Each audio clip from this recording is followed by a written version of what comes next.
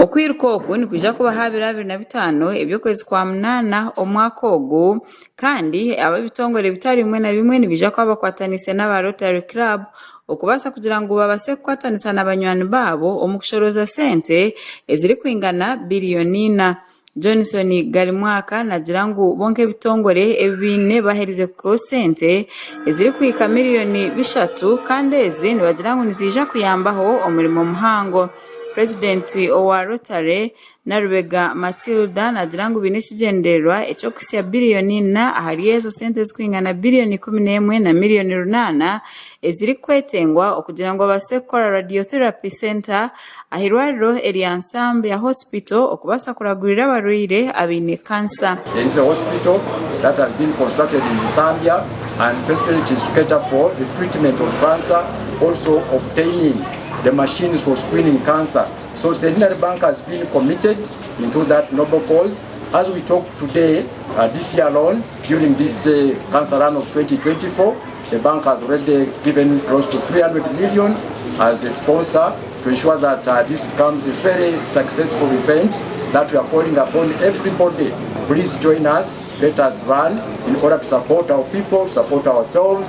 60,000 people together with our partners, and our target is contributing 4 billion towards this cause. Dr. Caroline Nakisige omuzarisa ahari Uganda Cancer Institute hamwe na Dr. Gerard Mutunji ori commissioner oburwiro butakuturira o ministry ebyamagara nibashoborora ngo burwiro bwa cancer na munonga cancer y'umunwa gwa nyinenda nibwo burwire obukirize yo kwita abakazi omwihanga eri Uganda.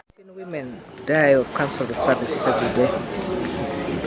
And the unfortunate thing is that it's one cancer that can be prevented, where most of the other cancers cannot. This one can be prevented. I think about 8,000 people die annually because of cancer of the cervix. And here in Uganda, about 7,000 new cases of cancer of the cervix are diagnosed, and out of those 5,000 die every year because of cancer of the cervix.